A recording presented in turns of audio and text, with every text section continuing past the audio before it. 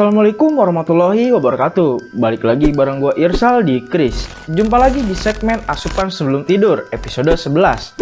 Kali ini gue mau membahas tentang fakta lengkap kasus pembunuhan sadis Vina di Cirebon yang sempat menghebohkan publik pada tahun 2016.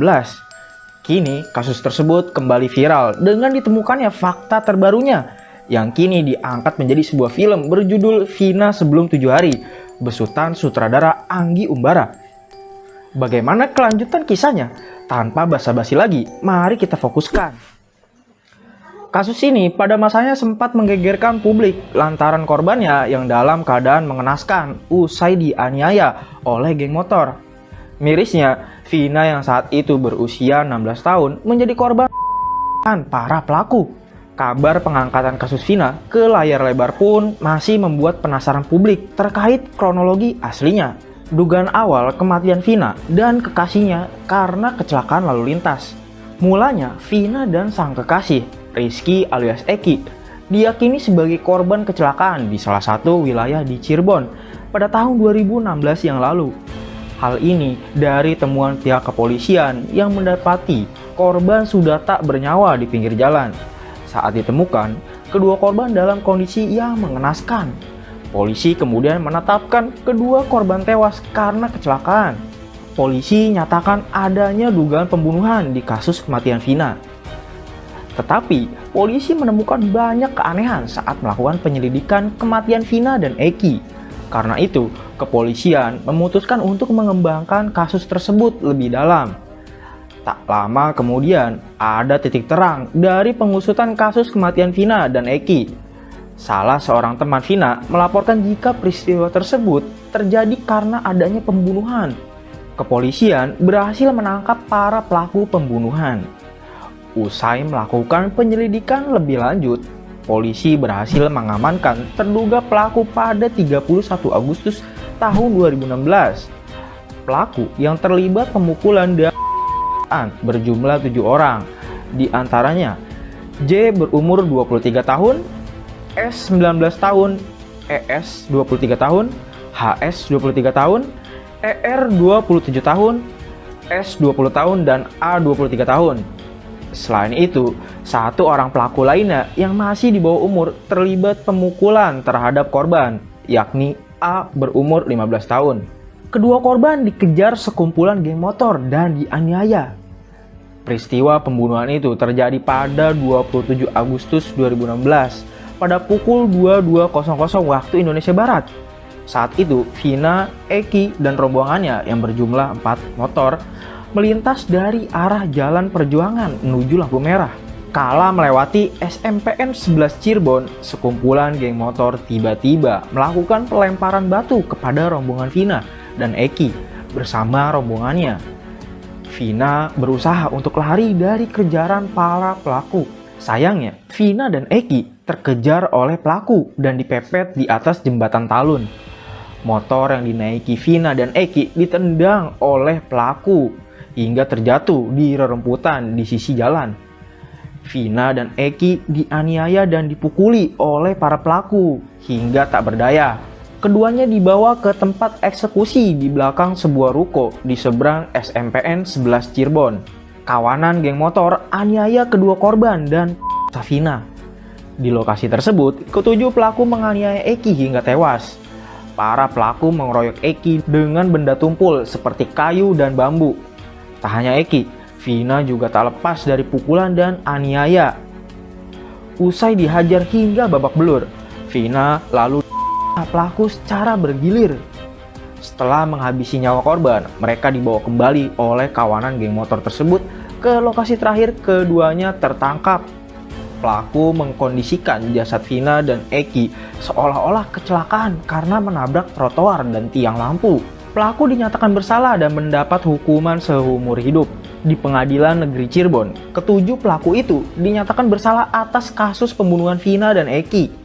Mereka dijatuhi hukuman seumur hidup karena terbukti melanggar pasal 340 KUHP tentang pembunuhan berencana dan pasal 81 Undang-Undang Nomor 35 Tahun 2014 tentang persetubuhan anak.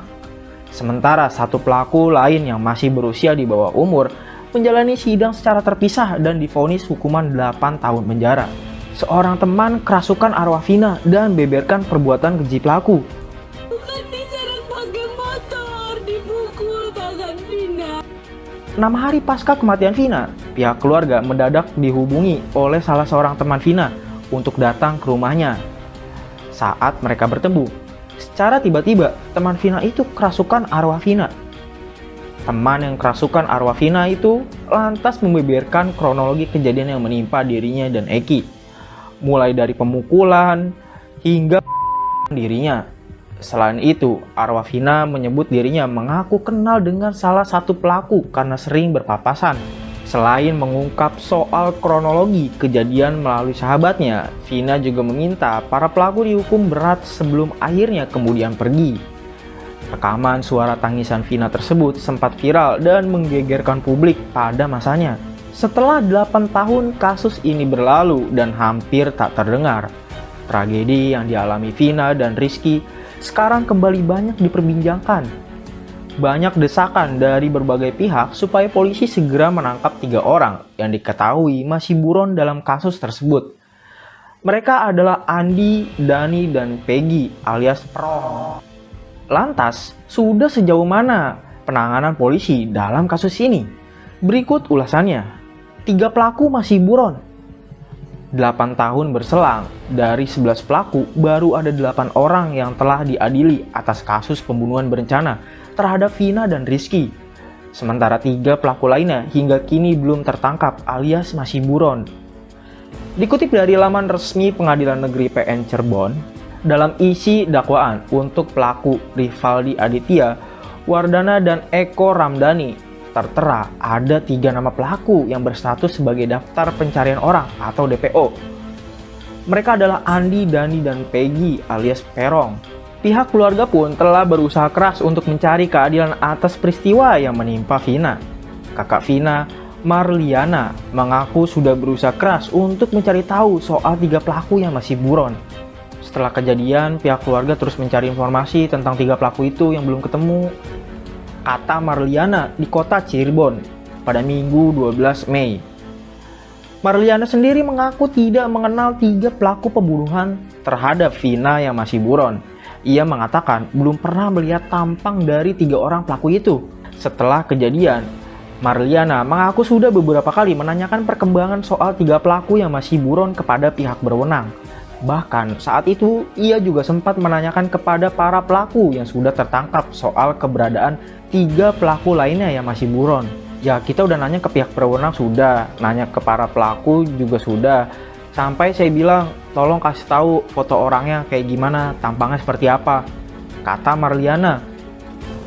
Ya, sampai sekarang saya nggak tahu pelakunya seperti apa, orangnya kayak gimana, tinggi atau pendek, saya nggak tahu. Ucap dia. Proses pencarian 3 buron masih berlangsung. Pada Selasa 14 Mei 2024, Polda Jawa Barat pun memberi kabar soal 3 nama buron tersebut. Direktur Reserse Kriminal Umum Polda Jabar, Kombes Pol Surawan, menegaskan kasus itu masih didalami kepolisian. Tidak dihentikan, kita terus lakukan pengejaran. Katanya, ya kita masih lakukan penyelidikan dan pengejaran terhadap ketiga pelaku. Secepatnya kita upayakan penangkapan. Pungkasnya, polisi bantah salah satu buron adalah anak polisi. Salah satu narasi yang beredar di media sosial, yaitu polisi disebut ikut andil menyembunyikan salah satu DPO tersebut, lantaran berstatus anak dari anggota Polri.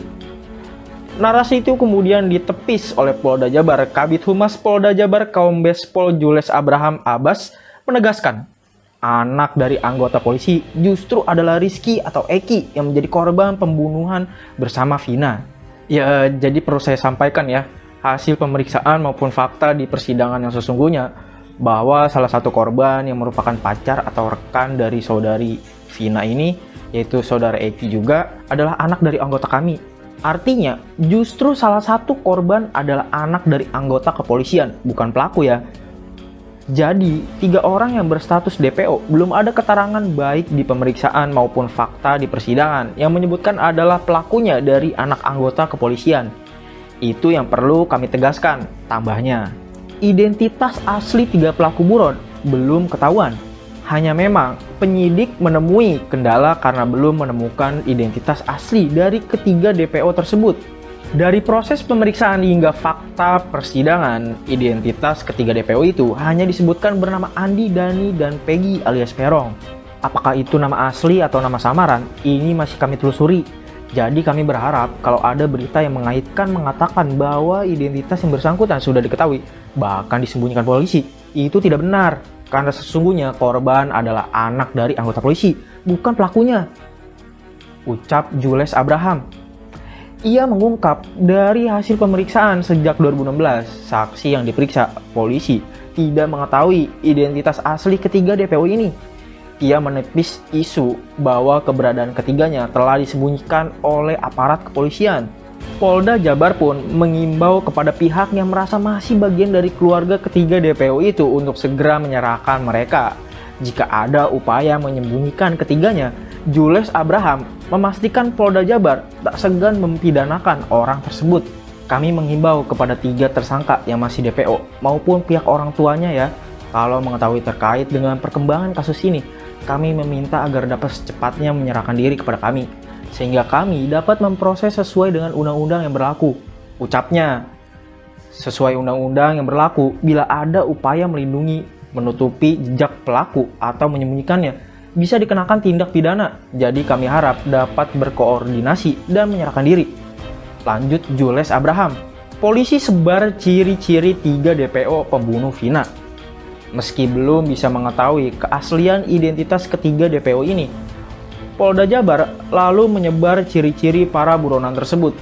Ciri-ciri Andi, Dani, dan Peggy alias Peron disebar berdasarkan ciri-ciri dari perawakan tanpa mencantumkan dokumentasi foto ketiganya. Pertama, Andi saat ini diperkirakan berumur 31 tahun. Ia memiliki tinggi badan 165 cm, berbadan kecil, rambut lurus dengan kulit hitam. Kemudian, DPO kedua yaitu Dani, diperkirakan sekarang berumur 28 tahun. Ia memiliki tinggi 170 cm dengan ukuran badan sedang, rambut keriting dan kulit sawo matang. Sedangkan Peggy alias Peron diperkirakan sekarang berumur 31 tahun. Perawakannya kecil dengan tinggi badan 160 cm, rambut keriting dan kulit hitam. Ketiga DPO ini tercatat beralamat di Desa Banjarwangun, Kecamatan Mundu, Kabupaten Cirebon. Saking viralnya kasus pembunuhan Vina dan Eki ini sampai diangkatkan ke dalam film yang berjudul Vina Sebelum 7 Hari. Dan pada saat video ini dibuat, sedang tayang film tersebut. Serta menurut info yang beredar di media sosial, ada beberapa orang yang kesurupan saat menyaksikan film tersebut. Itulah tadi beberapa penjelasan terkait kronologi asli tentang fakta kejadian pembunuhan Vina Cirebon yang sempat geger pada tahun 2016 yang lalu. Kita doakan sama-sama, semoga amal dan ibadah korban diterima di sisinya, dan semoga kejadian ini tidak terulang kembali di masa mendatang. Terakhir, gua Irsal, semoga kalian tidak bisa tidur. Sampai jumpa lagi di segmen Asupan Sebelum Tidur selanjutnya. Wassalamualaikum warahmatullahi wabarakatuh.